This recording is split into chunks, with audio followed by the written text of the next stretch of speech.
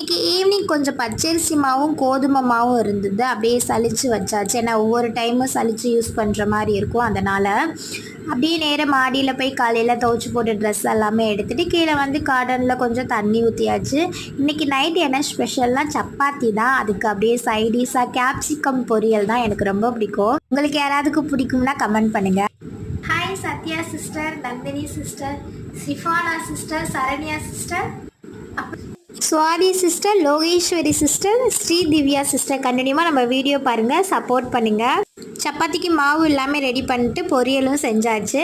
லைட்டாக அப்படியே ஃப்ரெஷ் ஆகிட்டு வந்து தான் சப்பாத்தி ரெடி பண்ணேன். நான் சாப்பிட்டு முடிச்சதுக்கப்புறம் தான் பாப்பாவை ஃபோன் பண்ணி நானும் வரேன் சாப்பாடு வைன்னு சொன்னால் மறுபடியும் சாப்பாடு வைக்கணுமான்னு தோணுச்சு. பட் செல்வா நான் வெளியிலே சாப்பிட்டுக்கிறேன்னு சொல்லிட்டா. எல்லாத்தையும் முடிச்சுட்டு கிச்சனே லைட்டாக க்ளீன் பண்ணியாச்சு. பெங்களூர்லேருந்து அர்ஷியான்னு ஒரு சிஸ்டர் ஹாய் சொல்ல சொன்னாங்க. Hi sister. டெய்லி வீடியோவில் சொல்கிற நேம் எல்லாம் கமெண்ட் பாக்ஸில் பின் பண்ணுறேன், செக் பண்ணிக்கோங்க.